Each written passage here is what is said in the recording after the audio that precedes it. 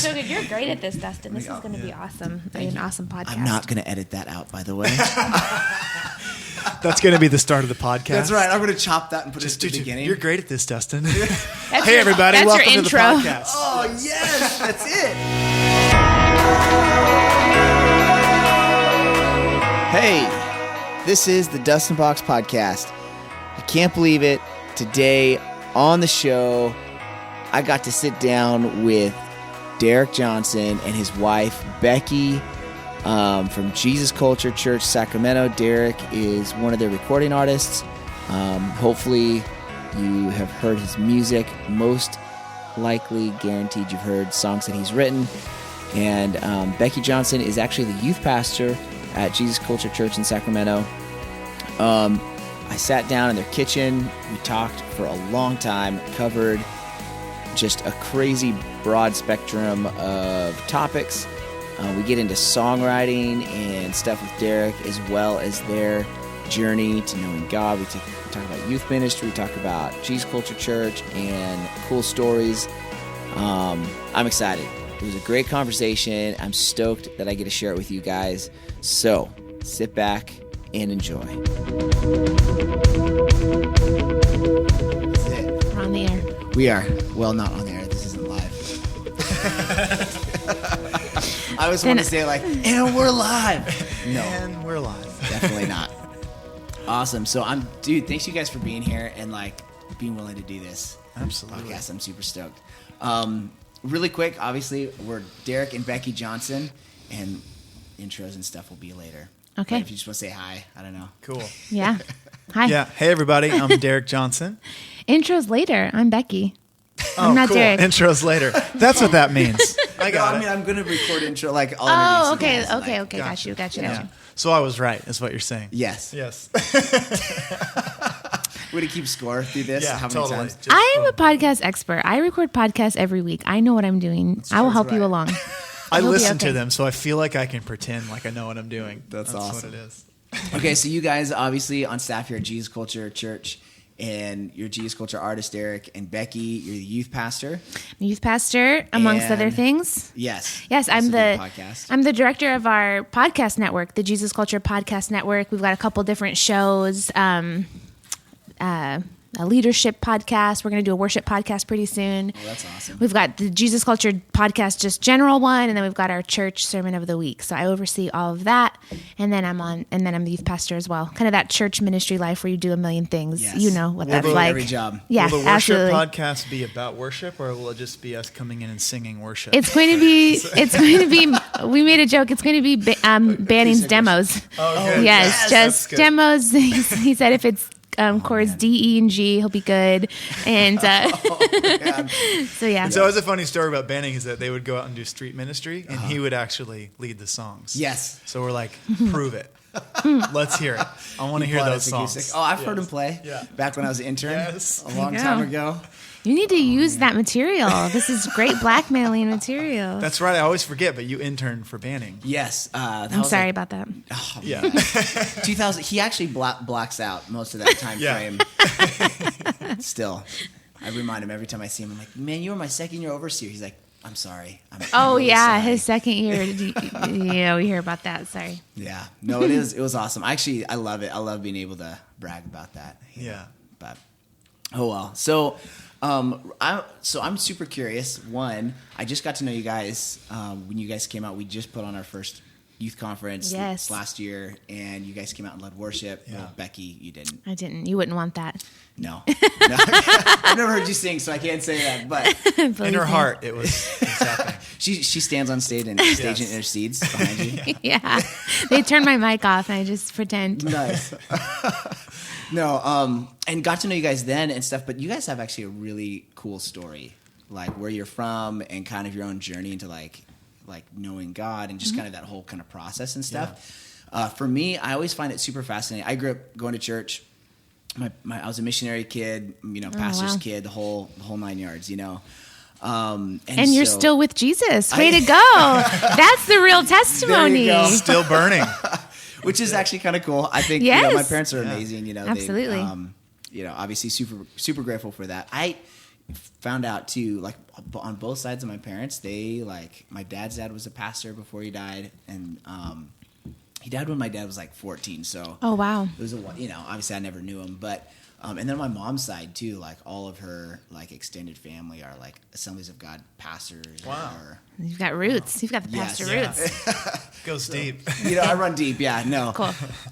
But okay, so Becky, you didn't grow up going to church at all. No. And so for me, what's fascinating is when I find someone that's like in ministry that didn't grow up going to church, knowing God or anything, they get saved and like something changes in their life. And like that, I don't know why I just seem fascinated about that. Obviously I run into teenagers all the time now that don't know God. And so I'm curious about how that progression happens for you. Yeah. Totally. Yes. Yeah. I'm a first generation Christian, which is so weird to me. And I'm a pastor. Like I just dove in. I dove in strong. But it really is the power and the transforming power of God. Yeah. Which I feel like, that is my, if I have a life message or if I have anything that I carry so deeply, it is that like an encounter with God changes everything, because that really is, it took me, it was a complete 180. It wasn't a gradual thing for me. Like I was lost, broken, confused, living in complete and utter sin to one encounter, and I was completely sold out for Jesus. Yeah. And it was a really radical thing that happened in my life. So, can I ask you something about that? So when you talk about like living in sin or like just kind of doing your own thing. Yeah. Did you know what you were doing was wrong, or was there like just an assumption like this is actually normal life? And then you meet Jesus, and that perspective changes. Like that's. Yeah. I think I knew it was wrong because I had a little bit of exposure. So I was raised by a single mom. Okay. She had 3 kids. Our dad, they got married when they were 15 and 16. Oh my gosh. Yeah. So literally freshman in high school. Yeah. And my mom's mom signed her over to get married because she needed to escape an abusive household. Okay. Wow. Yeah. So really, really broken situation. So she gets married to her boyfriend at the time, and they're freshmen in high school. So they get married, and then right away, So oh my gosh, being a youth pastor now, right? Seeing a 15-year-old. Like I'm picturing all my 15, 16-year-olds and just like, oh Lord. So they get married, and then they get pregnant. Oh, yeah. Wow. So they're kids, right? So they're kids. So they have my sister. 3 months after they have my sister, they get pregnant again. Oh. With my brother. And so, and then I came along 6 years later, but, by the time I had come, so, they're kids, broken kids and living in, downtown Chicago, just kind of, it was the 70s and 80s. They're experimenting with drugs, and, they have no grid for church or anything. So, I come along at the tail end of their marriage. They're getting ready to get divorced, and they find out they're pregnant with me. Yeah. So they stay together for another 5 years. Oh, wow. And anyway, my dad, my real father, was just really deep into drugs, like really hard drugs, narcotics. It was the 80s. Cocaine was like the thing. And so that's where he was, and my mom was working to support the family. Yeah. And so finally they split when I'm 5, and then my mom, she raises us, and the divorce and then just her life, you can assume, getting pregnant at 15 and having 3 kids by the time you're 24 and that kind of crazy life, she fell into alcoholism. And so, she's an amazing woman and I love her, but she struggled with addiction kind of our whole life. So anyway, she had a brief stint of sobriety when I was 8, and we got into a Pentecostal church for about 2 years. And that's where I first met the Lord, when I was 8 years old. And from 8 to 10, we went to this church, and it was kind of like a safe haven. When we walked in, I'll never forget the first time we walked in, I felt a difference. I didn't know, I didn't have the language obviously when I was 8, but now looking back, it was a complete, it was the presence of God. It was safety. It was peaceful. Totally. There was people there. Yeah. And, you can assume what my home life was like. Very chaotic, erratic, lots of parties, not knowing, when I'm coming or going, lots of confusion. Yeah. So I actually kind of just latched on to this church community.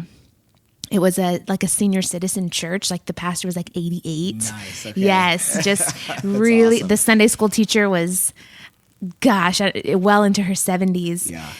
And, It's like bluegrass worship. yeah, bluegrass. Oh, oh yeah. dude, Banjo that's legit. Yeah. worship. Absolutely. Oh, and we need that And now. I'm jealous. and I just kind of latched on and really found a sweet presence of the Lord there. And so I kind of got a little bit of, I guess, Christian roots in those 2 years. It really impacted me. I was so young, and I fell in love with it there. And I fell in love with Jesus there. I got baptized, accepted Jesus into my heart at a camp when I was 9. And, but then, I'm 10 and my mom falls off the wagon and she stops going to church. So I didn't have, so, You're so not driving yourself. to exactly. So we stopped going, and then, adolescence hits and those hormones hit, and I turned 13, and, my life kind of, you get that. I don't know if you guys remember, but like your moment of self-awareness of you're like, well, this is my life. You as a kid, it's your normal, and you're just like, whatever, it's normal. Totally. 13 hits, and all of a sudden I remember having the thought, oh, this isn't normal. I'm looking around at my friends. My life is kind of crazy. I don't have a dad. What? Where's my dad been?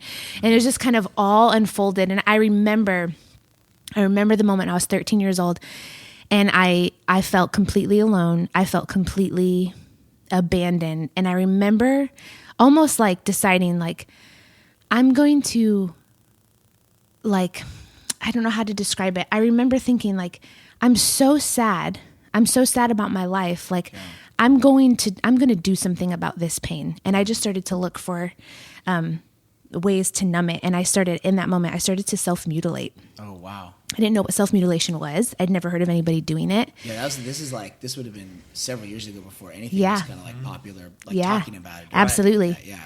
And it was kind of it was a really dark moment, and that just took me on so I knew it was Can I ask you a wrong. question Yeah, about absolutely. That's one of those things. I've had to counsel. Obviously, doing youth ministry, you especially now, it feels like you run into it more. Mm-hmm. Either with kids that have kind of dabbled in it, or are full on like really struggling with it. Yeah. And I mean, praise God, we've seen some awesome miracles. Like we saw one girl, like her scars completely disappeared. Oh wow, arms and stuff. I mean, that's just, amazing. Like, really, really cool stuff. So, but for me, like, I don't understand, like what was going through your mind? Like, what was like? Do you know what I mean? Like, yeah, totally. What was happening when you were in there? It's such intense emotional pain that you just feel like you need to, like, there's no way. I didn't have God, and I didn't have a counselor, and I didn't have family supporting me. And so it was like the only release from the intense physical pain, emotional pain that I was feeling was that maybe if I can manifest it physically, it'll relieve. Like, I felt intense heartache, intense pressure inside my spirit, that I thought if I could get this physically out, maybe it'll relieve. And it did. It honestly did. So that's kind insane. That's so, I mean, it kind of makes sense in the sense of like, when you go to the gym, or like obviously you're doing some sort of like intense sports or something like that, you kind of like get that endorphin out. Totally, so totally. I mean, it kind of makes sense in that sense, but like, it just seems crazy. And like, I think too, even on like a scientific level, I'm cutting myself. So my brain is trying to release chemical, you know what I mean? Yeah. So like that sensation, I remember, and then it became addicting. It became totally addicting, which I think it's a mixture of, psychology and spiritual. Yeah. And that it's for like that kind of stuff, I feel like is like where the enemy takes, like, is opportunistic. Absolutely. Where it jumps onto something that's already kind of like chemically addicting. Yeah, absolutely. Endorphins. And absolutely. Then just attaches like that spiritual side. Totally. Stuff. Absolutely. So it became addicting. And so I just started to, it was euphoric in the moment of like, wow, this feels so good. because what was inside was so heavy. And you're 13, you have no grid, you have no language, I didn't know to say, I feel depressed, I feel abandoned, I feel lonely. So I just started to cut. And then from there, Were you embarrassed about that? Yeah, absolutely. So it was definitely something that you wouldn't have talked to your friends No, I was about. pulling my sleeves down. Yeah, okay. This was before it was cool to cut the hole in the cuff. I would cut the hole in my sleeve to pull my sleeves down. Yeah. So hoodies. yeah, Now absolutely. you can buy them with the little thing. Absolutely. Yeah. This is before that. And then that just, it was a progression of, when you're hurting, then you find hurting people. So I started seeking people out in school, those fringe kids, started dabbling with alcohol, started using drugs, just trying to find ways, young, just trying to find ways to numb what was going on inside of me. So, I say I'm living in sin. And I knew this can't be right because it felt so horrible. And I knew from those 2 years at the Pentecostal church, oh, God doesn't want me to live this way. Mm-hmm. Again, it was a Pentecostal church. So what I knew of God was that he was now mad at me. Yeah. And super so strict, totally super legalistic. Right. And absolutely. Yeah. Wow. Every Sunday was a get saved, because you might go to hell. Yeah. So it was this interesting thing of I didn't really have great God roots. So now I'm like, wow, I'm living in sin. I'm going to hell if that does exist. And it was just pushing me further from God. So I'm running in the complete opposite direction. I don't want anything to do with that God. Even though it felt good at that church when I was so young, they also painted a picture of a God that was very angry. Yeah. And so I'm running It's from so God. Weird how that can happen. Totally. You totally experience the real presence of God, and yet it's in a context of performance. And absolutely. Wow. So I just got on this trajectory of, I'm struggling with eating disorders. So eventually, my parents find out what's going on. Mm-hmm. They put me in counseling. I'm diagnosed with clinical depression, and I'm put on medication at 13. Oh, wow. And now this is single mom though. So when you say parents, is there a stepdad? I had a stepdad. He was an alcoholic, functioning alcoholic, just that guy from that generation that, I do love you. I work 14 hours a day. Right. And I'll never see you. I'll never say I love you, and I will never hug you, but you should know I love you because there's food on the table. Yeah. So I mean, that's kind of my life, for all of my high school years. Wow. And when I was 16 years old, somebody had given me a Jesus Culture CD, the very first Jesus Culture CD called Everything. Yes. Yeah. Oh man. Okay. So that's when I was there. Yeah. I was there. Oh, yeah. So, oh my gosh, that's so crazy. That CD is rough. Too. It's rough. It's the worst quality recording. Gosh. It's so horrible. Yeah. And even and I remember in the planning meetings beforehand where Banny was like, listen, we're going to do this worship thing. And at the time, it was the year after I'd interned. And then I just continued kind of serving for that next year afterwards. And I had just moved to Weaverville with Gabe. And I remember them talking about hey, this thing because I had helped start that awakening prayer that was on Friday nights. Oh, wow. Which is amazing. I mean, kind of where it was all birthed. Yeah. We started, it was once a month. And then it was just teenagers just wanted to do it more. And so we went to every Friday night.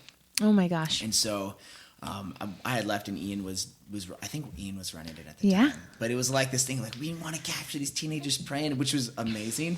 But if you listen to the recording, it's they don't even sell the CD anymore. It's out there. You can find it. But so what it is bootleg copies on the internet. Awesome. You can find it. So it's a worship song, and then it's a prayer, and then it's a worship song, and it's kids praying. So which is totally legit. It's very powerful. Yeah. It's you could play that CD to me right now, and I'll know it word for word. I know the prayers word for word, the breaths. I know where people take a pause, and I mean, because it marked me. So somebody had given me this CD to witness to me.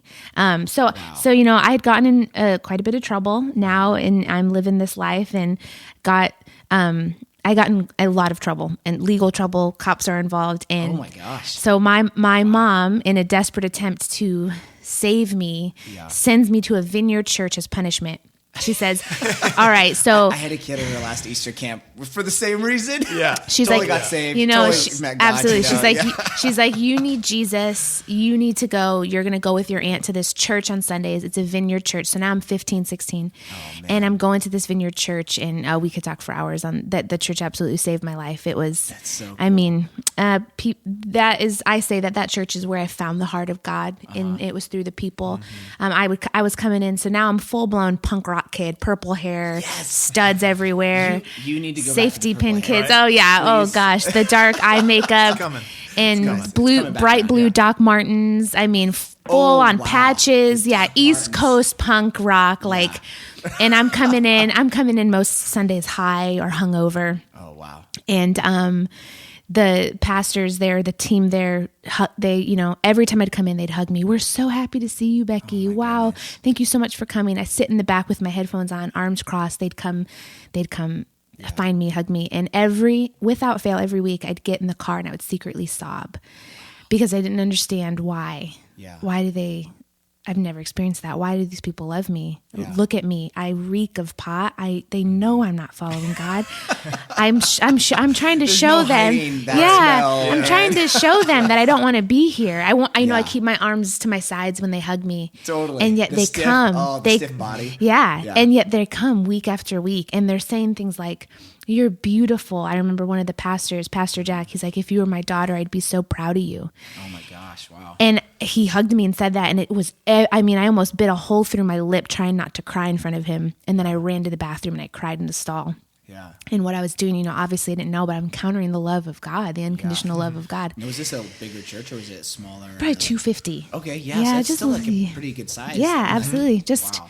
and so at that church, one of the younger girls, one of the teenagers, she hands me the CD. She says, "I think you should listen to this. It's the Jesus Culture CD, a burned copy, right? It's unmarked." So I put it, I'm getting ready for school. I'm 16 years old. I throw it in my 5-disc changer, RCA CD player, like the giant boombox with like huge speakers, had 2 cassettes. It was like all. Which is funny when you think of it now. Those things were 80% plastic. Yeah. That's all that it was. Like there was. So much Why were they wasted so space. big? Yeah, bigger than my dresser. Right. So I throw it in. I'm like, oh, you know, Christian music, but whatever. Yeah. For whatever reason, I throw it in. Holy Spirit. I throw it in. I'm getting ready for school.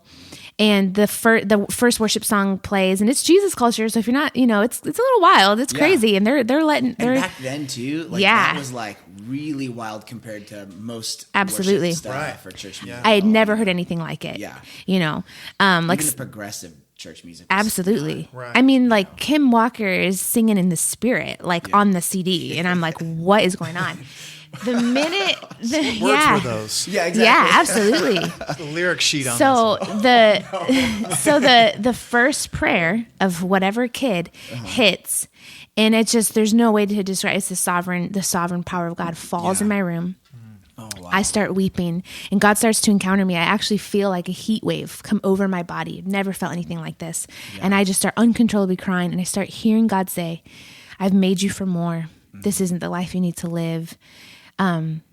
And I'm pretty deep into depression at this point with the life I've been living. I've been on medication for 2 years. So you're still on medication. And I've kind of partnered with this, like, you know, this is who I am now. I'm going to struggle with this.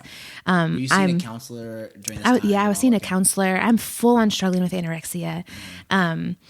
Still cutting. Oh wow. And the Lord just starts to, you know, tell me like, you're amazing. I've made you for more. I have a better life for you. And I don't even know what to do. I'm sitting there and I'm just sobbing. And as these prayers are being prayed out on this really rough audio recording, I remember thinking, I have never loved anything like that. Like I could feel the love that these kids had for God. Wow. And I wanted that. Yeah. And I thought, I will do anything to feel a passion, to feel alive like that. Yeah. And right there, I said, okay, God. And I surrendered my life. In your room. In my room by myself. Like because no pastor, no altar call. So awesome. Nothing. Yeah. And I say, okay, I don't want to live the way I've been living. Yeah. And in that moment, I never cut again. Like really, like the spirit, whatever that of self-mutilation was broken. I never cut again. the eating disorder that stopped that day. Like, wow. I had tried. I'm in counseling, I'm on medication. So anorexia, you're just not eating. Yeah, I was just not eating. I was losing weight like rapidly. Yeah. Okay. Everybody's concerned. From that moment, I didn't struggle with that. Depression starts to lift. That would be a longer process for me. And my whole life changes. I mean, I'm literally like, and for a 16-year-old, like I don't have language. I go to school. It's just so like, I'm just like, oh, so stirred up right now. Totally. So I go, okay, I'm giving my life to God. And now I don't know, like, well, does that make me a Christian? Like, do I have to join FCA at school? Like, I have no idea. I'm like, FCA. Yeah, I got the only grid I have for Christians is that they're kind of dorky. Oh yeah, totally. So I'm like, oh my gosh. You need to get some nice, slightly blue jeans. Yes. Right. Polo shirt. I need a WWJD bracelet. No tears in the jeans. So I get to school and I tell my friends, which you can imagine the crowd I'm running with now, and I tell my friends, this is the day of my salvation. Yeah. That now I'm like, I need to be a Christian, and I say my first concern is I need to stop saying the F word because that was like my favorite word.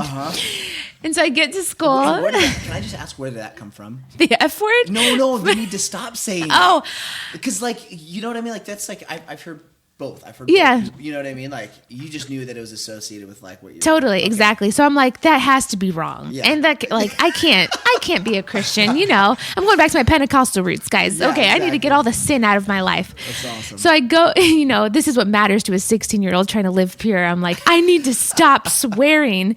So I go to school, I'm sitting with my friends, and I go, guys, I need to stop cussing. And they just start laughing. Yeah. And then I go, no, I really, and I need to stop. I need to stop living this life.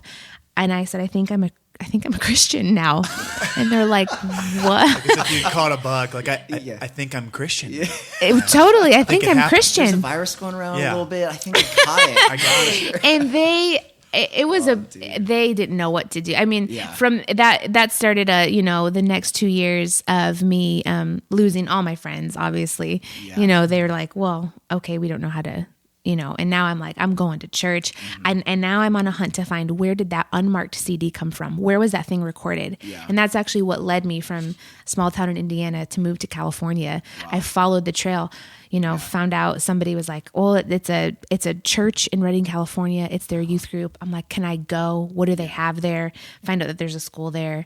And it just sets me on this 2-year pursuit of Jesus. And your family, like, they were supportive? Like, what was... No, not at all. They're like, what are you doing? You're crazy. Nobody, my brother and sister are full on into, at this point, meth addiction. My mom's still struggling. There's almost a complete disconnect now from the family where I'm like, now I'm going to live this way. And when you're your first Christian, you're so excited. You're like telling everybody, like you're trying to witness. And I'm like, guys, I'm buying them Bibles and Christian books for Christmas. Totally. And they're just like, now I'm totally the odd one out. I'm the Christian in the family. I'm the Christian in the family. Yeah. And so, anyway, just sets me on this rapid pursuit of Jesus. And that's how I land in, I grew up in Indiana, but I landed in California to go to school of ministry, right out of high school. And just kind of, that was, that's wild. So crazy. Do you still know like your pastors and stuff from that church? Yeah, absolutely. Absolutely. That's so it's cool. so, and they, them seeing my life and, over the progression of the last, 12, 13 years. And I told Derek not that long ago, I said, I wish I could tell, some of those, it was a small church. No, like there was like 6 people on staff and the rest were volunteers. And I know their names. I'm like, man, I wish I could tell Dave and Donna when they prayed for me, Mike and Amy. I wish I could tell Will and Leslie. It was all these older couples that were just serving the Lord in their local church, and they don't know. There's just no way that they could ever know the impact that they had on me, and they really are the reason that I'm sitting here. Like, I think that's why. I mean, if you were to ask me even 2 years ago, would you ever work for the local church? I'd be like, no. My whole youth pastor journey is wild in and of itself. I didn't really want to be part of the local church. I'd like to go, but the thought of working at a local church, I'm like, But I think even my passion for it now is because, as you get older and you look back on your life and you're realizing, how did I get here?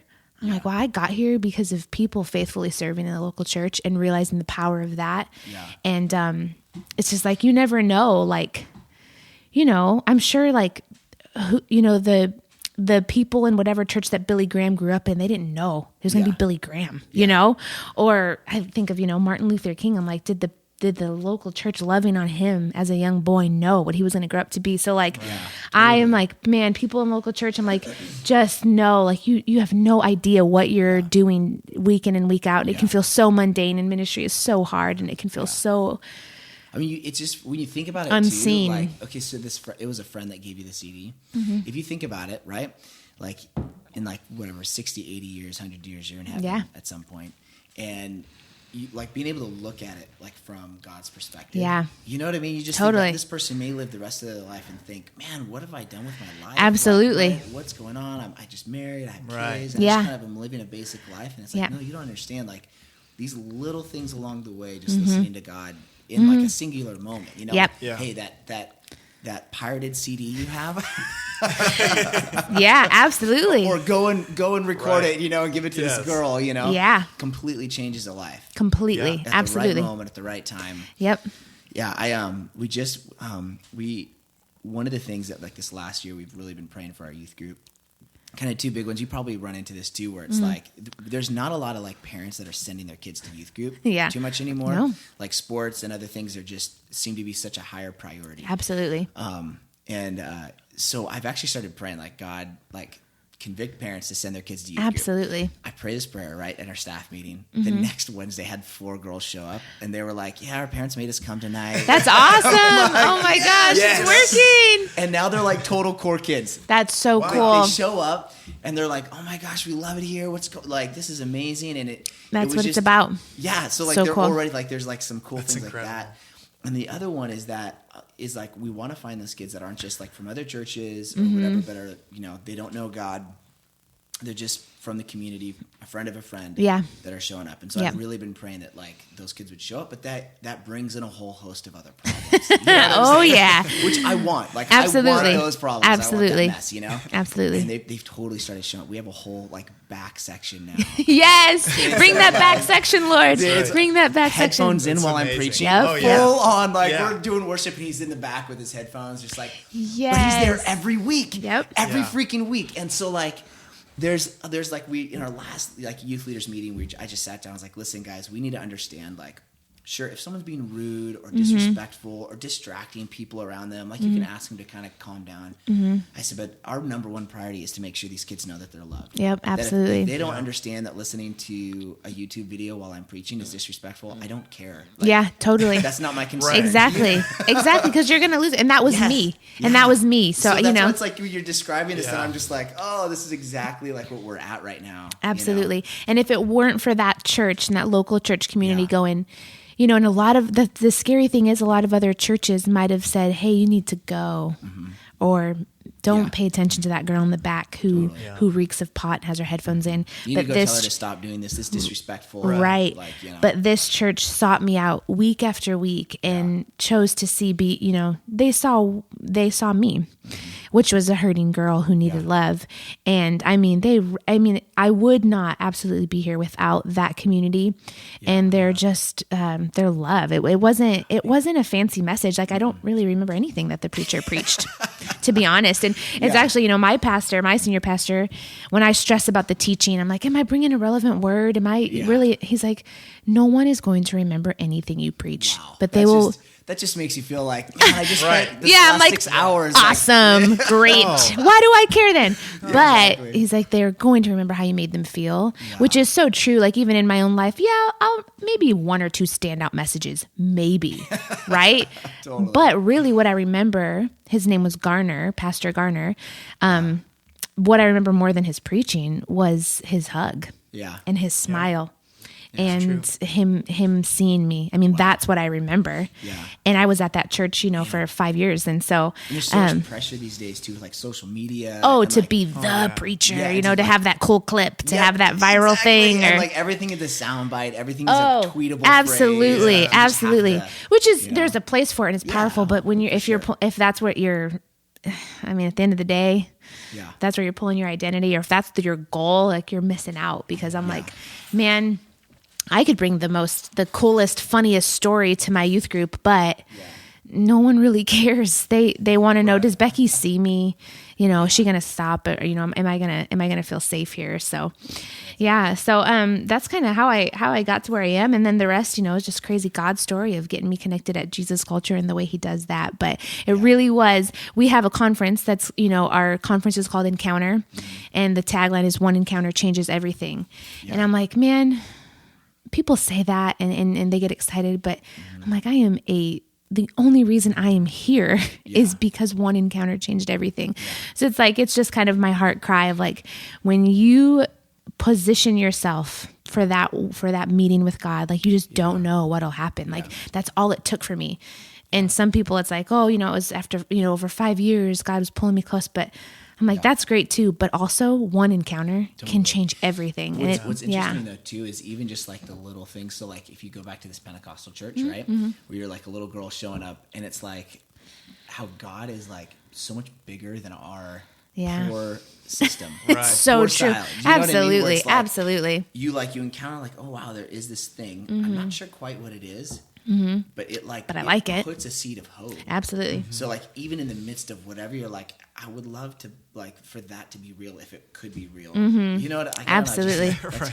Yeah. They're presenting it weird, but I sense I sense something. Yeah, absolutely. Yeah. That's awesome. Yeah, so cool. Thanks for sharing that. Absolutely. I mean, that's a crazy. I'm a completely different person. It's funny too, because you know, people who grew up with me, maybe they lost touch. They see me, they're like, "You're a youth pastor, like you, Becky." You know, like I was pretty wild. I was pretty aggressive and just the complete opposite person.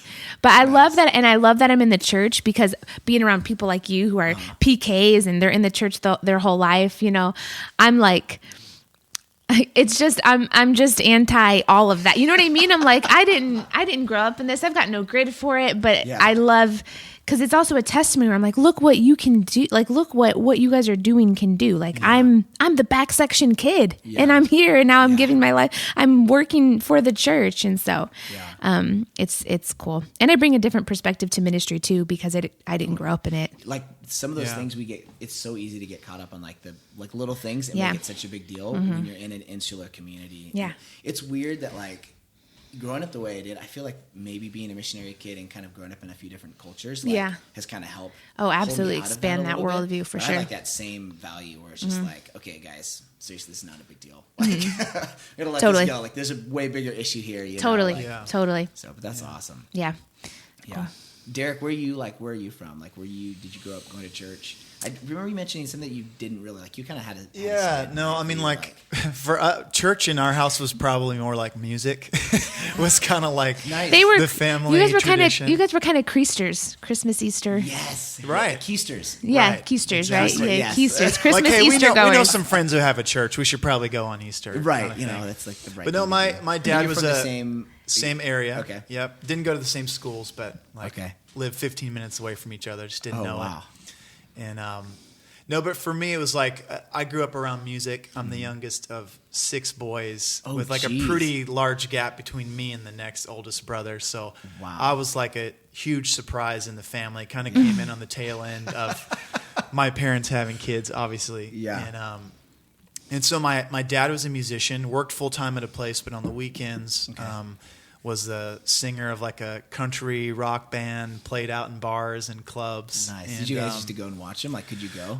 In the places where they'd let kids in. Okay, yeah, totally. Okay. For sure. But I mean, most of them were like 21 and over shows. Say, you always hear these stories of like kids being able to get like snuck in, you know, and like hanging Which out. they did do. There were plenty of times where I was like in a place because they couldn't find a babysitter or whatever, and I'm somehow like over in the restaurant section, and but I grew up around that. You know, I grew up around just music and getting a real passion for it. Like I remember being 4 or 5 years old, falling asleep at a truck stop at like 2 a.m. because they're going out after the gig to get breakfast. Which is funny. I mean, it's clearly not the most functional thing in the world, but it's actually really fond memories for me because I just kind of loved that, But yeah, we didn't grow up in church. My mom and dad both were like pretty hurt from religion. And my dad had a really crazy father who was abusive and in tons of ways. Yeah. And then like somewhere along his life changed course and was trying to be a pastor, but was also still all those things at home. Oh, wow. So it was kind of like out in the community, he's a pastor and a preacher, and then at home is abusing his kids. And Yeah. so for them, That's was not like, confusing. Not Right. at all, right? Like, geez. Yeah. So But for I mean, them, the that's- idea of like church Yeah. and maybe even, what that does and how that portrays Father God was just like messed it all up for them. You know what's crazy too? Like now that I'm a dad with like young kids, I think about like people in that situation, especially being a pastor, where almost like on his own quest to like deal with his issues. Yeah. But then not actually getting the real help.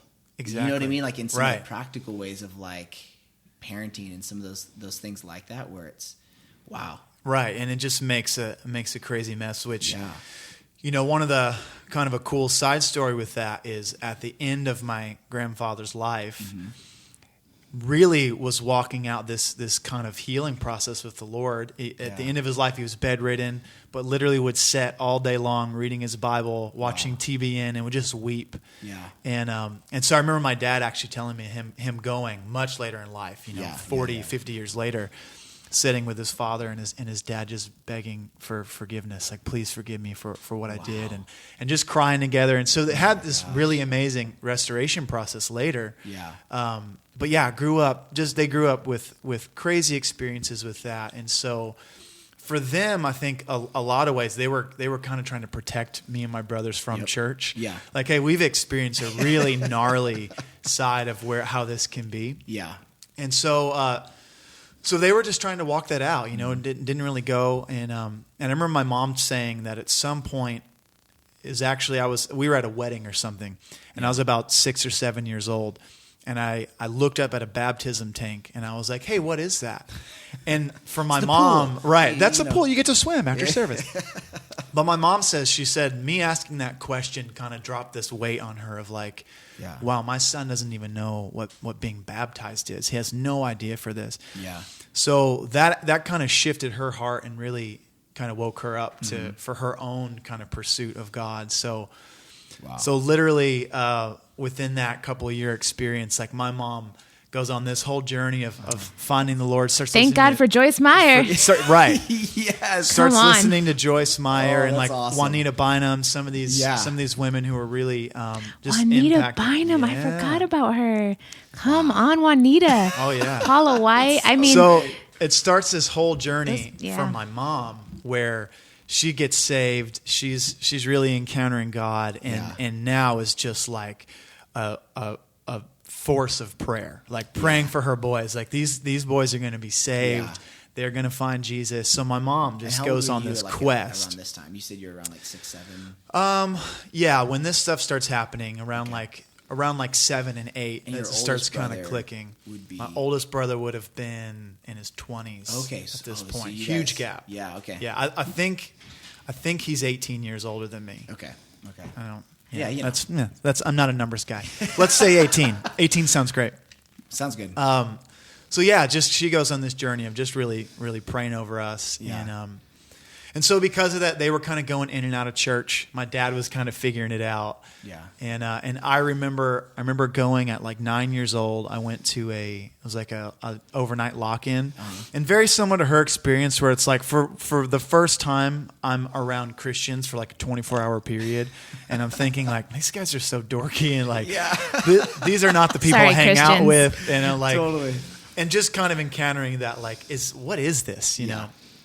And it's funny because we're watching some like hokey Jesus movie, and I'm just like, wow, this is the most awkward thing. Yeah. But we end up later that night at a pastor's house, and he shares the gospel. And what's amazing is like in all of that I had kind of experienced, I'd never heard the gospel. Like I had never heard that Jesus died to save me.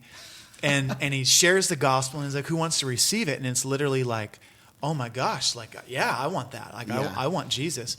So at 9 years old, in this guy's living room, I accept Jesus. Yeah.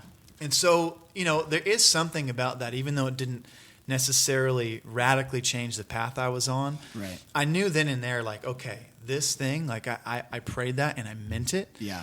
So, okay, that's locked in. Now I dive into becoming a teenager and figuring that out. And so for me, that whole process was like not following the Lord at all. Yeah. You know, and I think for me, my whole journey through being a teenager and having a mom who really was encountering God, who was praying over me, who was really connecting the pieces for like, there's a purpose over your life. And this is kind of stuff she would tell me, like God's anointed you with a gift for music. Like they would pray over my instruments, just like, God, get him, Lord. And when you say my mom and my dad. Okay. So I was at this point, like I was curious. Yeah, so at one point, my dad actually, it's pretty amazing story, but he was at a Juanita Bynum conference. Okay. And has like an encounter with the Holy Spirit. Yeah. Has no language for it. Doesn't really know what happens. Goes to this conference. Here's a message. The next day, he worked on an assembly line for 30 years. The next day, he's at work. And the power of God just falls on him while he's building cars on this on this line. So straight up, like Illinois, Holy Spirit falls. Wow. He just begins weeping. Oh my goodness! Has a total like transformation experience. Yeah. So at this point, now my mom and dad are kind of on the same page, and obviously now their boys are in the crosshairs. Like, we need to see the Holy Spirit encounter our sons. Totally. So that's a journey they go on. Is like they're praying over my instruments. You as a musician at this point, you're 14, 15, and they're like, you should play for a worship team, and he's like, I will never play Christian music. I'm gonna be a rock star. He full on wants to be a rock star. I do not want to be in church. He wants to be the next Coldplay. Nice. Totally. Well, that's a good goal. Yeah, not like Ozzy Osbourne. Hey, no big deal. It's not like just want to be Chris Martin. Who cares? Yeah, exactly. So that's awesome. But that really was my trajectory. Is like, it's kind of this discovery process for me, where even at a young age, like God had put these huge dreams in my heart. Wow. And I think there's even part of it when I accepted Jesus. It was like, I know that this is a part of it. I know this is a part of like what's going on. Yeah. So honestly, a lot of it for me was just running. I feel like I was running from the call of God. I was running from the destiny over my life. Yeah. Just doing everything I could to kind of do the opposite of it. And so that was my thing. I built bands and would kind of start all these creative endeavors. And, were you the guy? Like, I have many friends that were like this, but like, hey, I'm starting a new band. Oh, and yeah. Totally. Absolutely. And they'd play it like a few shows, and then like 6 months later, they're like, that's hey, so 100%. Yeah. Nice. Got a new project I'm working on. Exactly. And for me, I would like, like again, I grew up around music, so I could play. I had some skill just from being around it. Did your brothers But what play I would too? do, a lot of my brothers played. I would often like rope a best friend into it who couldn't play at all. I was like, bro, you know what you should do? You should talk your parents into buying you like $1,000 worth of gear so you can be in my band. Yes. And then they would do it, and we'd be in a band for like a year. And then it would kind of like all the roads would meet at they don't know how to play, and then have to kick them out of the band. Yes. Oh no! Dang it. All the hearts you've broken of your I've friends. broken a lot of along the way. hearts. I was one of those guys. Oh like, my hey, be in my gosh. band. Hey, Can we just? You're not good enough. You got to get out. So I'm gonna release forgiveness. Yeah, right now. for real. Where have you been Lord- kicked out of a band? Lord, heal their hearts. brother. Heal their hearts. No. Yeah. So, I was that goes deep. Yeah. No, not that deep, but I had definitely friends. I was so many just growing up around church community and stuff. There's so many people that are musicians and stuff. Kind of getting kicked out of a band it's maybe worse than being broken up with. As a matter of fact, kid, I remember having to kick out one of my best friends, Worse and than it being was broken- worse than breaking up with a girl. You're done with that friendship. Yes, pretty much. absolutely. When I was a kid, I had I got this. Okay, my parents. I can joke about this now because my family jokes about it. But my mom, like when she was a teenager, like young adult, like her and her sister used to travel and do ministry at churches and sing. They had like 3 records, like back in the Yes. 70s. And so my dad grew up playing instruments like trumpet and drums and singing. So when they started dating, he would kind of go with them and kind of like tour manager sort of, and like would sing with them. Well, my brother got that gene when he was a little kid. Like 4 years old, first violin recital, singing in church solos, offering solos type stuff. And so when I was a kid, zero musical ability at all. And so my family would do like a special song, like during the offering or whatever. Yeah. And they would give me a microphone, but it was turned off. That's what they do to me. Exactly. So, I mean, luckily now I can sing at least. They're okay, like, oh, look at him. He's really pouring his heart out. No one can hear him, but... Oh no! He means well. When I got older and I was more aware, though, I remember one time we were talking about it. My parents like, "Well, you could do some hand motions instead of sing." And I just remember thinking, "Oh, this is it. This is where I get next." Like that feels like a demotion, isn't it? It is, isn't it? Yeah, Yes. yeah. That hurts. You can't kick but me I'm out going to 'cause do I'm them your anyway kid. because I want the stage time. Oh, exactly. So, yeah. It totally was. I was straight up on that stage doing hand motions to the song, you know? Luckily, when I was a teenager, I started playing music again. So, like, you know. It finds its way back in. There you go. Oh, man. So, anyway, sorry. But no, so I mean, you know, and that was my journey was really like doing everything I could to try to make this thing work outside the context of just hearing what God had to say over my life. Yeah. So literally all that led to just starting up tons of things. And for me, getting to a point where, because it felt like nothing was ever working out, and probably even spiritually, it was just like everything always would kind of come to this end where I'm like, this is so unsatisfying that I was just depressed. I was like, I cannot do music anymore. So literally at the time when I met Becky, I was at a spot where I was like, I don't want to have anything to do with playing music anymore. Did you sell all your gear? At all. I didn't sell it because... Oh, man. The roots were too deep. Right. My subconscious was like, you can't do this. You can't let go. But there was definitely a spot where I was like, I wanted to go on a completely different path altogether. And even for that, it was like... I was going to go to film school. Okay. I was like way into making movies and stuff. Nice. So I was like, I'll do that. Something still creative. Yeah. Are we allowed to say this on a Christian podcast? Derek was super into zombie movies. Oh, like before. Nice. So now that's all a thing in The Walking Dead. It was cool, when I met him, he was like George Romero, Night of the Living Dead, original zombie. And he was the only guy into it. I was like, dude, are you like freaky? Like, why are you into these zombie things? And now it blows up. Derek single-handedly takes credit for zombies being in pop culture today. He's like, in the year 2004, I was into zombies before anybody else was. But he really was. I mean, True story. Oh, absolutely. True story. I was so into filmmaking that I was like writing scripts and I was writing zombie movies, and I wrote one called The Walking Dead. It had 3 parts.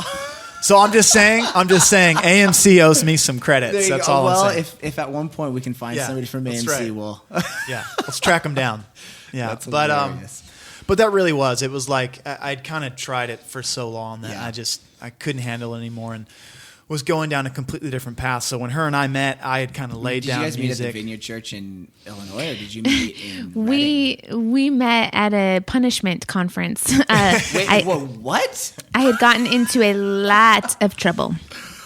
And it was, yes, right when I was starting to have to go to the Vineyard Church, I was sent to a youth conference as punishment. Like, everything had blown up.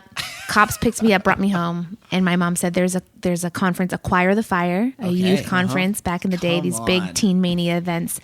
30,000. I don't know what it was, but I think it was like 15,000 kids. It was an arena for sure. It was an arena. It was huge. Sure. Those are massive. And they were like, "Hey, you got to go." Skillet was going to play. I was like, "Please, God, don't make me do this." Skillet, that's awesome. Yeah. That would have been down your alley, right? I was like, these guys are knockoffs. Christian rock knockoffs. Oh my gosh. Skillet, you're amazing. If you're listening, love you. They're still doing music. I was still doing it. I've played with Skillet. No, you haven't. No way. Full circle. Full circle. Oh, did you tell them? Full circle. Did you tell them it was Skillet that? No, I didn't. I should have. I'm like, there was a time. And so, you guys were a joke. So, she's come around now. She's come around listening at some point. And so, I had to go, and so he was going, and so that's how we met. Yeah, I was roped in because my sister-in-law was chaperoning in a group. Yeah. They're helping out with youth at the time, and she begged me to go. I was like, oh gosh, I do not want to go. Like, I don't want to go to any more church things. And and it's something I didn't say earlier, but there was a few times when my parents were going to church, and I would jump in and try to be a part of worship teams. Okay. And they were always like so dysfunctional and crazy that I was like, oh, well, music inside the church is like less functional than when I'm playing with buddies. So I was like, I don't want anything to do with that, you know. What was so dysfunctional about it for you? Like back at that time frame where you weren't kind of in the culture, if that makes sense? Like, what was kind of funny, right? Like in a me with friends. Really quick, was your dad still doing music? He had not. He laid it down probably for like 5 or 6 years at that point. Okay. Just getting too old to keep it up, you know. Oh, totally. But I think the thing that was weird to me was in like a regular band setting. Yeah. It was all like about the music, and it was super like we were competitive, but we were competitive with each other, and it was totally honest. So it'd be like, if you can't play that part well, then I'm gonna like give you a hard time or come play it for you. But at least everything that we're experiencing is like out front and on the out table. in the open, yeah.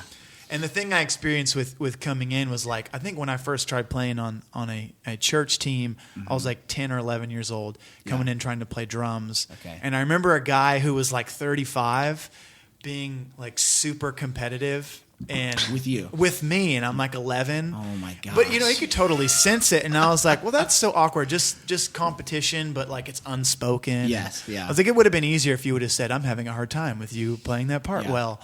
Okay, so that threw me off. That one statement alone could set worship teams free. It would have been easier had you just to tell me what is I'm wrong. having a hard time, 100% with you being an 11-year-old and you're playing better than me. Exactly. Yeah. Which is honestly one of the things that we try to navigate on our own worship team is like, at the end of the day, whatever you're feeling, whether it's insecurity or maybe it's actually valid, like. If you can just communicate it, we at least get a chance to deal with it, I think so much harm's been done where you create this expectation of niceness. Yes, where it's totally. like it's not nice to, like, I'm not supposed to feel insecure. I'm not supposed to feel jealous. So I just squelch it down. And now we look more spiritual because I don't have any problems. Totally. Yeah, that's called false humility.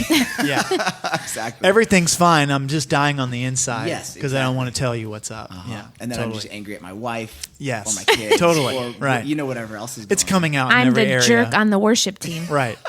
But I don't tell you about it, so it's fine. Exactly. We have no problem. I yell at the sound guy because that's acceptable. Yes, exactly. So yeah, I mean that was kind of our context for that journey, and then her and I met at that conference, and the funny thing is like she was sharing about just going to that Vineyard Church because I dated her. I didn't really encounter much at that conference besides a really cute girl who I wanted to then date. Blue hair or purple hair. Yes, totally. Might have been orange at the time. Okay. Some orange. I went through all the colors other than brown. Yes. And but what was amazing is like, we look back now, the Lord really brought us together, really connected us because we then at that point jumped into that church. And I remember like a moment, and we both had such life-changing encounters at that church with the Lord and with the love of people there. Yeah. And I remember the very first, it was really kind of the moment where everything shifted for me, and I picked up really for the first time like, okay, maybe God's called me to something and I should lean into it and run with it. But we were there on a Sunday morning, sitting in the back row, had been partying the night before, like she said, probably halfway high. And we're in the back row. And so wait, so you're like, you guys are partying together, totally, kind of through this whole okay, wow. And that's the spot we were in. It's like we both met, we were broken, we're confused, we're trying to figure out what are we going to do. Yeah, and that's kind of how we connected. I mean, that was part of what probably brought us together. It's like, well, hey, you're hurting, and so am I, and absolutely, let's hurt together, and that'll be fun. Yeah, misery loves company. Exactly.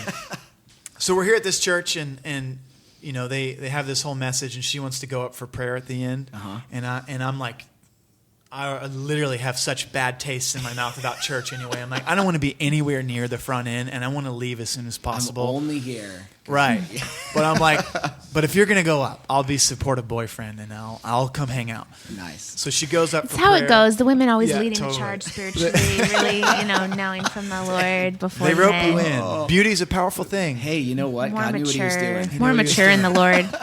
So already you can see I've been leading him since day one. Yeah. I always joke. I tell when people go, Derek's such a great worship leader. I'm like, thank you so much. I've really taught him.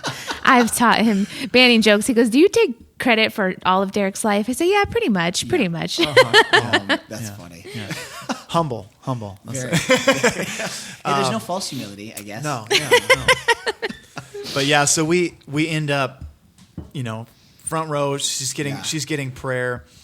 And this guy who's like 6'5" and looks like Mr. Clean. Nice. Completely bald, rough. Like huge dude. Oh, nice. Mike Jeans. His name's Mike Jeans. Mike Jeans? Mike Jeans. So his wife is praying with Becky, and now I'm just standing there kind of awkward, like I don't want to be here. Yeah. And he looks at me, just like eyes piercing through me, shakes my hand and just begins to prophesy over me. Wow. But Mike Jeans was part of the Vineyard Church, right? Volunteer, beautiful, beautiful man. He came from a rough background, like an ex-biker. So think about, and what he liked to do, he had a really rough, scratchy voice because it really paints the picture for a man, big man like this. Yeah. He liked to, when he prophesied or ministered to other men, he'd like to get as close to their face as possible. So he's in your ear. Yes. Just so beautiful, though. Like, way to break down all the walls. So he's, almost like kissing their cheek. Yeah. And that was like when Mike got a hold of a guy, you just kind of sat back and giggled because you could see the men are screaming, for another man to be that close. A giant dude. Exactly. You're like, I'm not going to do anything. Yeah. So, I can't. and his signature move was to grab the back of their neck and pull them in. So he grabs the back of Derek's neck. I have this guy 6'5" holding the back of my neck. Fully has invaded all my personal space, and I'm already uncomfortable. And his breath always smelled good, though. He always had mints. Hey, it's important. That's good. That wintergreen lifesaver. That's where it's at. But what was amazing is, he literally, we say when a prophetic word is super accurate, he read my mail. New dreams that were on my heart that only God knew, things I'd only share with the Lord, struggles I'd only share with the Lord. Yeah. And it was really the first time that I knew, all the things I kind of felt that I've been wrestling with music and destiny and calling and ultimately just following Jesus was like, God knows me, intimately knows me. So, and we both had those kind of experiences there, and that honestly changed the whole trajectory we were on. Yeah. It was like I had such a powerful encounter with God, and I think for us, like when you grow up outside of the church, we experienced kind of all the stuff you can experience: sex, drugs, parties, rock and roll, all of it. Literally rock and roll. Played rock shows. Like we experienced all of it, and you kind of realize that, like at the end of all those things, they always come up empty. You're always still looking for more. Yeah. And so for us, there was something so authentic that outside of however church presented it, outside of however the service looked, it was like the presence of God. That manifest presence of God that I experience, that I encounter. Yeah. Like that's so real that I'll do whatever it takes to follow that for the rest of my life. Totally. So I think for us, that's honestly our heart in ministry is like, there's a lot of things we got to figure out. How do we serve people well? How do we communicate things well? Yeah. We're always going to be trying to figure that out. Totally. But at the end of the day, like if I can somehow, whether it's through worship, through sharing, through praying for someone, whatever it is, if we can get them to encounter the presence of God, like that's what's going to shift somebody. That's the thing that gripped us, and it's the reason why we're still in it. It's the reason why we're doing it. It's not because I love church programs. It's not like these are the most amazing things we could do. It's like God shows up, and I get changed, and people get changed, and so let's do that. Yeah, it's so cool to hear it from you guys too, because like on the outside, it'd be really easy for someone to look at you guys where you're at now and just make a ton of assumptions. You've always been that. You've always been in it. It's been easy for you. Yeah. Absolutely. You know what I mean? Like you probably grew up doing worship in the church. Yeah. You probably couldn't quite make it out there, so you just started writing worship music and you look good, you sing good, you play good, so then you get promoted or like it'd be really easy to make some of those assumptions, and you just hear your guys' story and it's just like that's why I love when I share with people. I'm like, and it's so cool. I fought being a youth pastor for a long time. Yeah. And now that I'm here, I'm like, oh, this is why God has me here. Because I can look at that back row kid and I can go, there's nothing you can tell me that you're experiencing at home that I don't know about. Yeah. And they come at me and they're like, oh, well, my mom and dad don't give me enough money. I'm like, yeah, my dad left me when I was 5 and my mom was an alcoholic. And they're like, oh. Or it's just like I get you more than you think. Instant cred. Yes. It's instant cred where I can talk to that kid that's experiencing complete hell at home, and I go, yeah, I know. Like I was 8 years old, cleaning up my mom's vomit from her drunken night out. 8 years old, I remember that. Yeah. And they're like, wow. So I can say, but God did it for me. Yeah. Like God took me, or girls who feel like I've given it all away. I've lost my virginity. I'm never going to be pure again. Yeah. Or just last Sunday, a girl said, I don't think I'll ever be able to marry a good guy because I've given myself to too many. Yeah, yeah. And then I'm able to go, you know what I did when I was in high school? and then they get to see my marriage, and now I've got 2 beautiful kids, and I'm in the church, and they're like, it's just instant hope, you know, because I'm like, there's nobody too far gone. There's nobody, like, you can't mess up too much. Like, I was there. I was in that pit too, and now here I am. And that's just, I'm so thankful for that, you know, and that's why you need so many different people in the church. You need the people who, you know, and then you've got kids who are, who can't relate to me at all. They're PKs, and they're like, I've never done anything bad, but I'm still struggling. And so then I need leaders on my team who are in that spot, you know. So it's just such a beautiful thing to see all the different stories and all the different ways we can minister to people. And so I love, but I do love shocking people with the. Do you ever feel pressure to like not dress so normal looking? Yeah, I don't know how else to say that. Totally. You know what I mean? Like, because you guys look really presentable, like in a great way. I mean, you're like super trendy and like, look great, but I just mean like do you ever feel like tempted to like go and just like face tattoos or something? You know? Like I've got my punk rock roots. I mean, I've got my Doc Martens in the garage. I'm like, I'm a little fringy. I'm a little fringy for sure. Awesome. I definitely do. No, but I think one of the things that I love is like, because it's a funny thing too. I think people who grow up in church, and we've encountered it with friends that we've had along the way, where they kind of have these questions that are like lying there. Like, I've always grown up in this, and I've maybe never experienced X, Y, and Z, and I kind of wonder, is it as fun as it sounds, or am I missing out on something? And I love the thing, like, our perspective, even as we minister to people, is like, actually, seriously, we've tried everything else. Like, we've tried everything else but Jesus. And every one of them is like an empty well. Like, at some point, it dries up, and you're just kind of left in shambles. And so there is a real like, there's a faith there where it's like our genuine pursuit for like, whatever you're doing, just keep going after Jesus is like, that is really the only thing. Like, or you know, wonder, but it's those verses that's like, you know, I'm the only thing that satisfies, or the you know, the come to me and never thirst again. I'm like, that's legit. Like I'm like, I don't want you to have to go get the life experience. Take it from me. Like, that is real. Jesus is the only thing that satisfies. I try to, with everything. I mean, pills, alcohol, pot, sex, music, cutting, eating disorders. Like, I was running the gambit. And nothing sad. The minute I encountered God, I was like, this is the thing that I've been. It's the thing. It's like the thing you didn't know you were wanting. And so I think it's what makes it real too, because it's like we haven't followed Christ out of some religious duty. It was because legitimately we were wide-eyed, out to experience whatever we could experience, and then encountered Christ and go, this is different. And this is significantly different than every other thing. And that's why I'm so passionate too about like an awakened church. I'm like, guys, we could have all the programming in the world. We could have great small groups. We could have great events. We could have great music. But without the presence and power of God, it doesn't mean anything. Because it's not until those kids, you know, I meet with other youth pastors and they're like, what are you doing to reach kids? I'm like, I'm praying. I'm on my face that they encounter God, because that's the only thing. That's the only thing that's going to get them. If they don't have an encounter with the living God, we aren't going to get them. They might behave out of duty, but that transformation won't come until we're facilitating an encounter for them that they're able to, you know, like, it's got to become, this isn't mom and dad's God, this is my God, you know? Exactly. And so I'm like, honestly, my strategy as a youth pastor is I'm on my face in prayer saying, God, would you encounter them the way you encountered me? And I can build structure around that.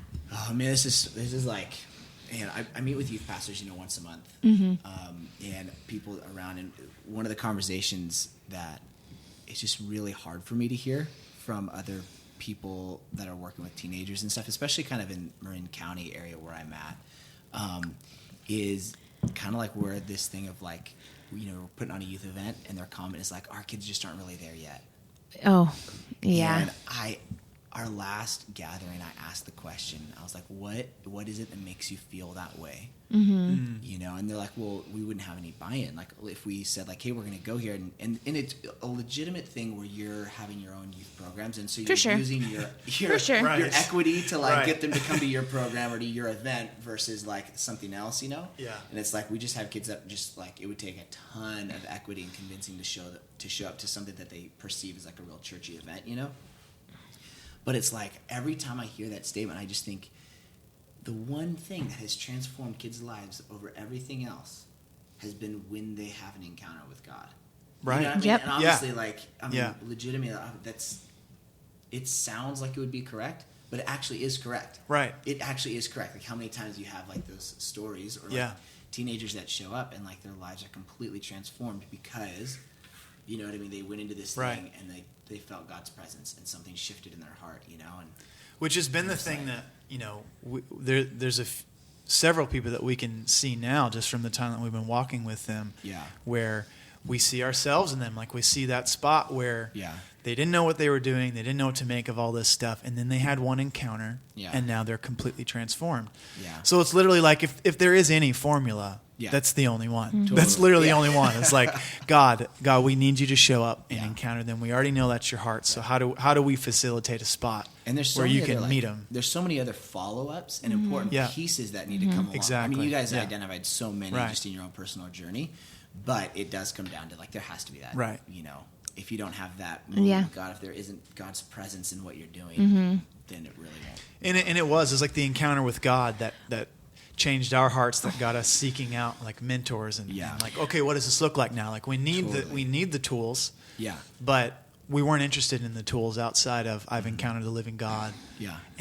And now I want to move in that direction, you know. Totally. But it's like sometimes we try to do it the other way around, give them all the tools, and they've not yet had the encounter, and we expect those tools to work. Okay, we're going to meet with this mentorship thing. We're going to walk you through why you need to not do this and do that whole kind of process. Right. Yeah. But it'll only go so far. Yeah. I was so impacted. We just did a podcast on the Jesus Culture podcast. We got to interview Joyce Meyer. Oh, for reals. It was pretty incredible. Wow. And I mean, people have their opinions on her, and it was funny because we got a lot of negative public commentary, like, oh wow, she's so rich and fake or this or that, and I'm like, man, you're missing out. It was so amazing when we were interviewing her. I was just listening. Bannon was doing the interview, and I just got to listen. I was wrecked by her humility and her authenticity. And the minute we hung up, I like felt in my spirit, I'm like, that is why she's famous. Wow. Because the Lord promotes people who are real. Yeah. All she said, I mean, she just kept going. She said, she's like, yes, I have a multi-million-dollar ministry. I could do any program I want. I could bring you the best stage, the best people, the best lights. I could have all the effects. Yeah. And then she was like, yeah, let's call it what it is. Yeah. I've got a staff of this many people. I've got everything that a ministry needs to run well. She said, it is nothing without the anointing. Yeah.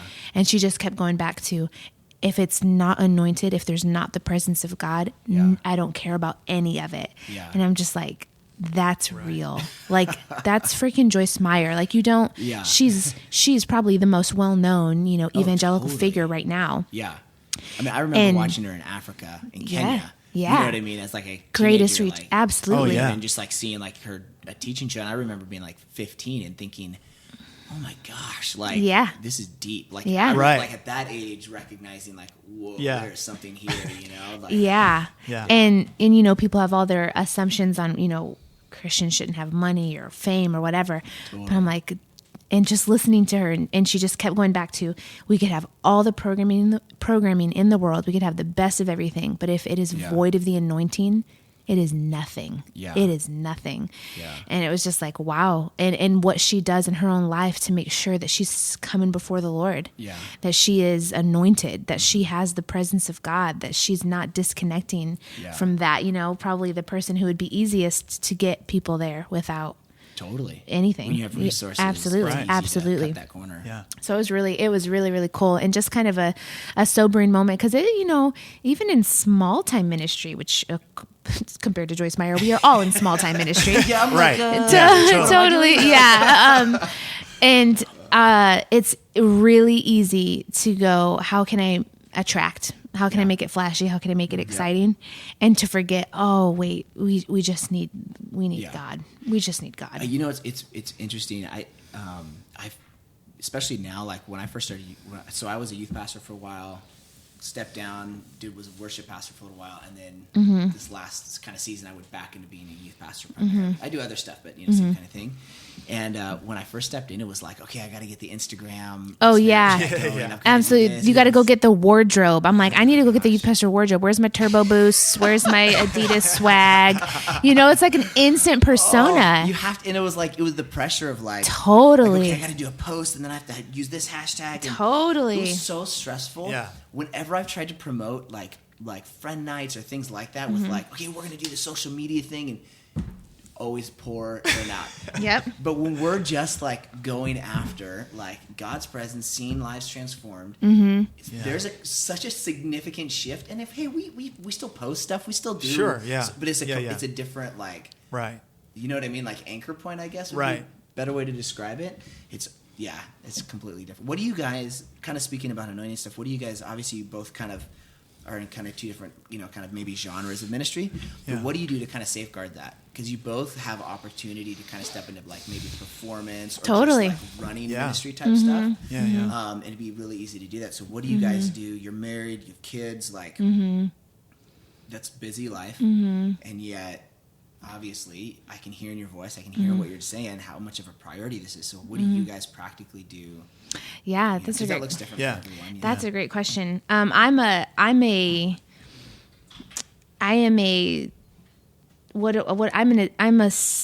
addicted to to growth. I'm addicted to being a sponge. Like I find people who are doing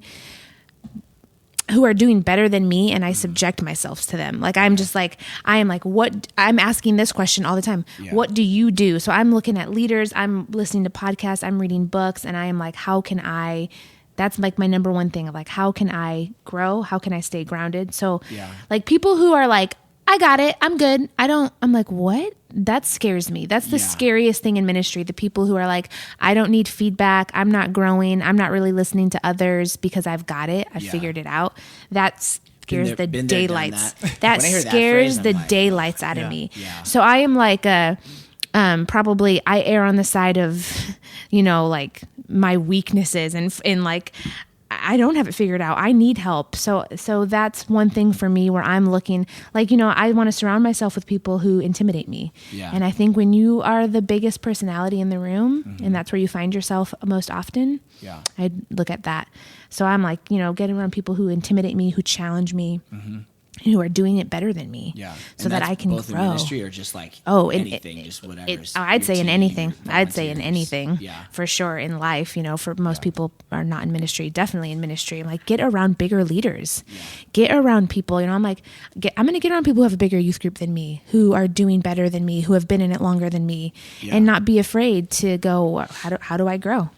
Yeah, I mean, especially with like the label of Jesus Culture Church. Totally. Youth pastor. Absolutely. There's an assumption you know what you're doing. Absolutely. And I don't. And I absolutely don't. Yeah. So for that, and then too, I heard recently someone say you can't do the work of God without being a person of God. Yeah. And so I'm just always really honest with myself. I mean, probably on a daily basis. And like, that's a good quote. That's a tweetable quote. Yeah, that's tweetable. It's not mine. I don't know who said it. No. Am I going, as cheesy as it sounds, am I going to the well every day? Yeah. Like, you can't, or like. And how do you do that? Like practically for me, it's, honestly, I mean, like, I'll be real with you. I'm a mom, I work, and I'm a youth pastor. I have very little free time, quote unquote. So sometimes it's in the bathroom. Maybe no free time would be inaccurate. It's sometimes like I'm going to shut the door. Exactly. And Kim, I'm really good friends with Kim Walker-Smith, and she has 3 kids, lives a crazy itinerant life. Oh, yeah. And her and I talk about this. I'm like, how do you find the time? And she's like, you know what? God's not limited by time. If I have 5 minutes in the closet that I just lock the door real quick as my kid's banging on the other side for me to come out, I go, Jesus, I've got 5 minutes right now. Give me what I need today. Yeah. And Jesus can give you in 5 minutes or in an hour. You know what I mean? It's not the time. I think there's such a stigma of like devotion. Okay, well, I need an hour and a half on a nice sunlit back porch with a cup of coffee and a book. No, sometimes it's frantic 5 minutes brushing my teeth and combing my hair that I'm like, just be intentional to posture my heart, turn my affections to the Lord and say, help me today. Give me the grace for today. I need you today. Or it's a quick worship worship session in the car, just like taking opportunities. Like, yeah, you can do a ton of things while you're driving in the car. You could listen to news or the new Coldplay album that you're wanting to, or you could take that 10-minute drive to the grocery store and put on worship music and go, God, this is what I have today.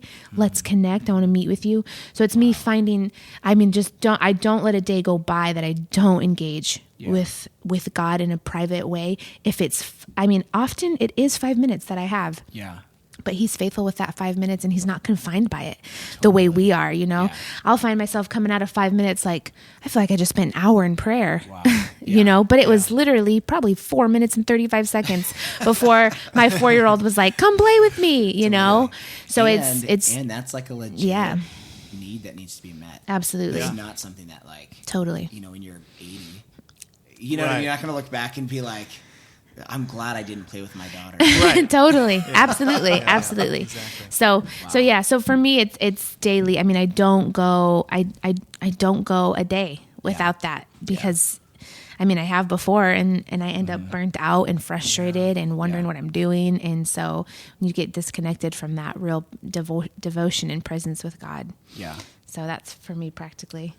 And Derek, he stays home. I work full time in the office. He's home with our kids, so he's got different challenges. Oh, nice. Yeah. Do you stay at home, which Dad? is the wow. Can I have 4 minutes alone to pray? I'm going to put on Dora. Yeah, totally. There you go. No, but that's, because of our dynamic, I'll be, if I'm not on a trip, I'm at home with kids. Mm-hmm. And so, and that has its challenges. It also has amazing benefits. She described the cup of coffee with a book and the sunlight on the back porch. Yeah. I totally do that. So I'm like, that's a good one. That's my spot, exactly. when I can make it happen. But, that's awesome. No, I think one of the big things, especially in the exploits, in the going out and doing ministry thing. Yeah. Because that will be, half my life throughout the years, traveling out and doing events and stuff. Totally. And I think, and it sounds kind of counterintuitive to say this, because one of the things we talk about in our culture is excellence. Mm-hmm.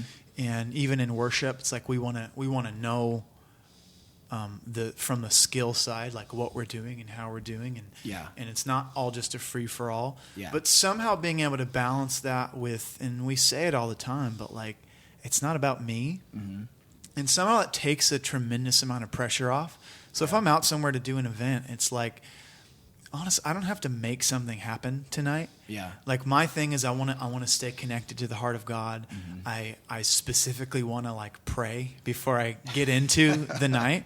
Yeah. But then literally being able to dive into it, going like, what I want to see show up here is the presence of God. Yeah. I've found that the thing that opens that up is ministering to the Lord. Yeah. So it is that funny thing that even in the ministry setting where like it is so people focused, we're there because we want to reach people, we want to encourage people, we want to introduce people to the Lord. But even from the worship standpoint, it's like I kind of have this guarded spot where even if I'm on a stage in front of people, like I am there to minister to the Lord. Totally. Because when that happens, God shows up in a manifest way. Yeah. And then people encounter him. But there's that beautiful thing where I get to take the pressure off and like if I sing a wrong word or if I start the song the wrong way or if I hit a weird note, like that doesn't cause a train wreck. Like only if literally my identity is wrapped up in how well I do up here in front of people. Yeah. Then you'll get completely derailed. Yeah. But outside of that, it's like those things can kind of roll off your shoulders because I'm coming at it from a position, kind of like the pure heart position of like I'm just going to worship, and someone might be into this song, someone might not. They might hate this song, they might not. It really doesn't matter. I'm trying to minister to the Lord, and then He'll show up in the environment. Because when you're traveling, do you tend to try to like lead worship with like your songs? Or are you kind of going in and just kind of leading corporate worship? Because there might be like that weird like it's a totally weird tension. A thing that I've had to learn is like, the reality is like I have a lot of songs I've written and recorded, and I can lead them. They're not always the song that should be led. Yeah. Like at the end of the day, I want to even have a connection, a very real connection that's happening with the Lord. And me singing my songs as if I'm just an artist isn't always going to do that. You know, it's like sometimes I need to sing no longer slaves, because like that every day is actually every day. But like, because that's resonating in me, and not necessarily needing to feel like I need to like hustle my songs out there, and just being able to. And I think it is a challenge, right? Because it's part of it. It's like I have songs and it's part of my ministry, but at the same time, I want to be. If this is the context I'm in, I want to be a worship leader first. Yeah. And so that's being able to go like, maybe I don't do any, and I've definitely done that. I'll be on the road and maybe not do any of my songs in a night. Wow. Because that's just not what should happen that night. You know, like I want to minister, and also I want to make it accessible. You know, if someone's there listening to 5 of my songs they don't know, it might be a little bit harder for them to really just engage in and encounter the Lord. So, I mean, those are the things that I think we try to balance. But and again, I already said this, but one of the huge ones for me is prayer. I mean, like I do not do a Sunday morning at our church where I don't spend the drive in the morning there. Just contending over the morning, like over our team, over what God's going to do, over worship. Just constantly a prayer of mine is like, God, take me into a place this morning that I've never been before, like a deeper place in your presence. And I think it's one of the things is like it's the reason why you could sing the same song 100 times, and I've definitely done that. I've sang This Is Amazing Grace so many times that I could sing it in my sleep. But the reason why I can sing it like 101 times and there's still something happening there is because I think, you know, actually in Revelation it talks about how they respond with, I'm kind of butchering it, but they respond with a new reaction every time the Lord moves. And it's kind of this idea that God is endlessly discoverable. Like his presence is always going to be something different that's happening in that moment when we step into his presence. So for me, that's something I try to live with, where it's like if I'm ever, whether I'm leading or I'm just in the congregations, like if his presence is here, there is something new to experience, and we have to come at it with that hunger. Like there's something fresh in the room. And if you're not catching it, it's because you're the one who's not aware, you know? So that's how you can sing This Is Amazing Grace 100 times and go, I'm still impacted by the revelation of Jesus on the cross, because singing it this time, there is something fresh if you lean into it, you know? And endlessly discoverable. Yeah. You know, that is like even that that verse where David says, you know, his mercies are new every morning. Yes. I always hear that from the perspective of like, I burned up my mercies from yesterday, so I need new ones today. But it's actually, if like when you say it like that, it's almost like his mercies, they're fresh every time you come to them. There's like, it's endlessly discoverable. There's like, man, that's really cool. It's a funny thing too. Like I think it's easy we kind of familiarize ourselves, even with the presence. Like like I kind of know how this works, and I do this and I do that, and I sense him and I feel it. But I think like literally being able to step into it with like, hey, every time there is substance in that moment to be changed. Wow. Like in a different way, you know. So, and honestly, I think it's like how I can go out and maybe lead the same set 4 weekends in a row on the road and still be seeing something happen, because I know like it's not about the songs. It's not about my voice or my team. It's like God's going to show up, and there is an ability for us to have something, a fresh encounter every single time, you know. But part of that's just being aware. It's like if I go into it and I'm not thinking about that and I'm maybe not expecting that, I could miss it. Wow. You know. But I think when we go into that expectation, you just start to see it, and it's part of what I think it's part of the wonder of following God. Like there is more. There's always more. Yeah. That's so good. That's amazing. You guys good on time? I have to go in 10. Okay, cool. I just, because I want to, you know, like, we literally just keep talking. I'm like, I'm so just like, and I just. You're great at this, Dustin. This is going to be awesome. An awesome podcast. I'm not going to edit that out, by the way. That's going to be the start of the podcast. That's right. I'm going to chop that and put it at the beginning. You're great at this, Dustin. Hey, everybody. Welcome to the podcast. Oh, yes. That's it. Oh, man. Get all your people to say something like that, and then just all the sound bites of like, you're so good at podcasting, Dustin. Oh, my gosh. I do have a question. Because, so, like, as a musician, and, like, you know, I've written a few songs, like, just, you know, simple stuff or whatever. But lyrics, like, obviously one of your first songs that I heard that was really big was that I Belong to You. Yeah. Obviously, when the first time I heard it, right, that line was just like, it seems like simple just like, oh yeah, I belong to you. Yeah. But for some reason it was like, oh my gosh. You know, like you're singing something that my heart's like, especially at that point. Right. You know, I'm sure you probably heard people that kind of, you know, similar story where it's like, dude, this lyric was exactly where my heart was at the time. I'm curious how, as a musician, songwriter, you dive into those places where you're able to, you know, kind of capture that sort of stuff. I mean, is it like, what is your secret as a songwriter? Because obviously you've written a ton of music, and I know you've written a ton of songs that aren't even recorded, stuff that's like, or small record. You know what I mean? Like I know there's a lot of stuff, material that you've just over your time, you know, over your life you've been working on. So I'm just curious. No, I mean, it's funny. That song's actually a fantastic example because, you know, that was on one of the first like real projects that I ever put out. Mm-hmm. And I think what's amazing is like there was something really, really authentic that was being written into that song. Mm-hmm. And I think that's the challenge with songwriting is even in my position now where we're putting out projects, we're writing continually. Yeah. And it can be easy to just like try the skill of writing a song. And we do that, like it's part of stewarding it. But I think maybe the harsh reality of it is that like an experience can actually be written into a song. Yeah. And a real revelation of who God is can be written into a song. Yeah. And that's I feel like every song that's ever really kind of blown up in the church is happening not because it was a well-written song, but because someone really dug a well with God and then they captured it in a song. So for instance, a song like I Belong to You was like me walking through a period of time where it was like I needed to declare with everything in me that no matter what happens, no matter what comes, no matter what doesn't come, like I fully belong to Jesus. So that song was a heart cry. Yeah. 100% a heart cry. It was a very genuine thing. So I think that's really the challenge. Like even with songwriting now is like we could write a million good songs, but the songs we have to write are the ones where I've actually been walking something out with the Lord. Yeah. And I was lucky enough to sit down and turn it into a song. Maybe turn it into something where there's a revelation on it. So that's even the challenge now. Because it's crazy, even you describing that, like that's what I feel when I hear that song. Yeah, yeah. Like even when I'm not necessarily in that place, it stirs up. It almost stirs up that sort of experience. Right. I don't know if that's hard to do. I know it's hard for me to describe. Yeah, it's like that song's like a song about consecration. It's like it's like literally I'm declaring. Yeah. I am yours. Yeah, and the song can come on. And sometimes I need to tell myself that, like I'm yours, and that's bless the Lord, O my soul. Exactly. All that's within me, bless His holy, that kind of a thing. Exactly.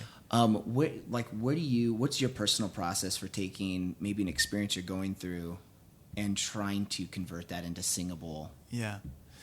Honestly, one of the biggest ways to do it is for me to always be writing. Okay. Just trying to always be writing. And that's the thing is like sometimes you're going to, just because you're in that function, I'm literally maybe living out something that because I was trying to consistently put it in a song or capture it, now all of a sudden that moment is captured. We don't always know that, you know. Okay. It's not until much later that maybe these songs are eating out there and you kind of hear it and you go, oh, that's what that was about, you know. Yeah. But I was just trying to capture it as it goes along. But I think even now, like really the thing I'm trying to challenge myself in the context of writing worship songs is like I want them to be about a specific thing that God's doing, that I'm seeing Him do, that I'm sensing a real heart cry, and not just kind of a random trying to write it, you know, which is part of it. And honestly, that's the funny thing about writing is sometimes you need to write the 14 songs before that turn into the one song after that. You know? I stop on song 4. Yeah. Just 10 more to go. 10 more to go, and you're there. That's what it is. But you know, I remember hearing for one of our podcasts, I interviewed Jonathan Helzer. Oh, nice. And I remember talking to him about the song. That's another couple, too, where you just hear them on their podcast or talking, where it's just like straight heart, like real those life guys heart. Are like, oh, man. Those guys are heroes. We love them. But I remember him just sharing, you know, was asking about No Longer Slaves because it was such a powerful song. And it's amazing to see, you know, how the Lord really breathes on a song like that. It's like you didn't have to tell anyone to play that on their team. Yeah. Every person who heard it went, I need to sing that. Like I need to declare that song out. Yeah. And so I think that's the thing is even in the writing process and this whole kind of could call it a machine that is worship now. We're putting out albums and stuff. Yeah. The reality is like what we want is the God-breathed moments, the God-breathed songs. Yeah. And that really surpasses all the mechanisms we could try to wrap around it. So a song like that, they said they were singing out that chorus, I'm no longer a slave to fear, I'm a child of God, for like 3 years at that school that they do. I think the 18-inch journey is what it's called. Yeah. So it was just this thing that erupted, kind of this chorus that they would sing. Wow. And so they kind of knew there was something on it because they'd already been leading it, and it came out of this Just the real chorus, though. season, this real encounter, and then Wow. they captured the rest of the song around it. So, Wow. you know, I think for myself and I think for our team, it's like those are the songs that we want, and we want to get those. And but honestly, you can't get it any other way than just living life, following Jesus, and leaning into those moments, and hopefully you capture it. Yeah. You know? Yeah, and just like you said, continually writing. Right. Like it's and that's the thing. You have to kind of be disciplined in writing it, because you maybe don't know that you're capturing it when it's happening. Yeah. But you I'm lean into about to it. capture a great song right exactly, now. Exactly. Yeah. I feel it coming over me. Right. Because I'm sure when they work wrote that way. that chorus the first time, they thought, that sings well. Yeah. But I'm sure as they started to lead it and see something happen, it's like, you know, it's like we were talking about earlier. We can have all these kind of forms, but what we want is people to encounter God. Yep. And when it happens, you know it's happening, and you see it, Yeah. and there's really nothing like it. And I think it's the same thing in the songwriting process. Like, that we try a lot, we write a lot, but there's really nothing that surpasses having a God-breathed moment on a song, and that's the goal, you know. And thank goodness there's actually not a really great formula for it, but other than following the Lord and trying to lean into it. So That's awesome. Yeah. That's So really good. cool. Well, I know kind of out of time, sort of. I mean, theoretically. Theoretically. What is time? The clock. On the next podcast, you know. we Father discuss is time. telling- Awesome. But really quick, if anyone wants to get in touch with you guys, how do they do that? What are you guys at? Social media? Obviously, we've kind of bashed social media a few times. But Absolutely. I hate it, but you can follow me on it if you want. Our love-hate relationship. That's right. That's right. I just can't wait to live in I don't know if we'll ever live in a world where it dies down. Like, I mean, when MySpace was a thing, nobody thought the world would ever be without MySpace or AOL Instant Messenger, and we are. So I really look forward to the days where we everything's retro, right? And it all comes back around where we're back to like no social media, flip phones. we send letters again. Yes, Come back. I am. Yeah, we should do a whole talk on social media because I've got opinions. Yes. That nobody cares about. Hey, I'm on. listen, this podcast will care about your opinions. Okay. That's that could be your tagline. The podcast that cares about your opinions. There it is. Bringing you pointless opinions from people all over the world. Gosh. The Dustin Box Podcast. I will say what's inevitably going to happen is that we'll all just be live streaming 24/7. No, that's where it's all headed. No, That's where it's all headed. going that way. Yeah, yeah. I'm going the other way. I believe in a world where we will talk face to face. We're all going to have implants. Yeah, Oh, we've all gosh. seen the Continual sci-fi uploads. movies. Oh, We yeah. know where this goes. At Becky Fox Johnson on Instagram. If you want Twitter, no thanks. Facebook for my family only. So Nice. that's me. Yes, mine is on Instagram and Twitter. It's at Derek Johnson _. Because the at Derek Johnson. Someone took my name. So at Derek Johnson _, and then I do have a website. It's DerekJohnsonPage.com. So no Because someone DerekJohnson.com? took Derek Johnson music as well. So it's DerekJohnsonPage.com. Listen, Stay in if touch with me that there. person out there is a fan of yours, they need to give that up. He think at gets some point irritated all I- the time because people tag him, and he's like, "I'm not the worship leader, Derek Johnson, or Well, whoever that is." what's Yeah. actually really funny That's is when someone awesome. will like tag me on someone's account that's like Not not even close to me or anything that I like believe in or am about. So Oh, those always nice. get interesting. Where they're like, Awesome.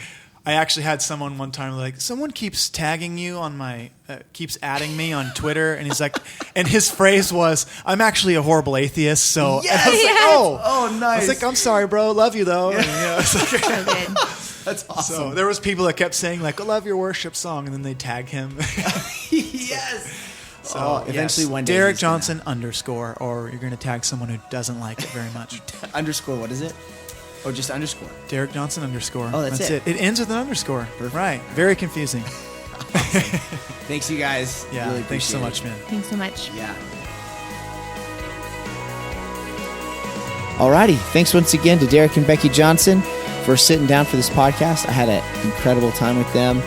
Make sure and check them out on social media, as well as Jesus Culture Music and Jesus Culture Church in Sacramento. Don't forget our website, DustinandSavannah.com. My wife's blog is up. It's amazing, incredible content. You can check us out on Instagram at Dustin and Savannah, as well as my personal Instagram, DustinBox_BJJ. Alrighty, you guys have an amazing day. Oh, I'm also on Twitter sometimes, DustinBox. Alrighty, you guys have an amazing day. Check out new podcast coming out, and we got some amazing guests, some amazing content, and it's going to be great. Alrighty, bye.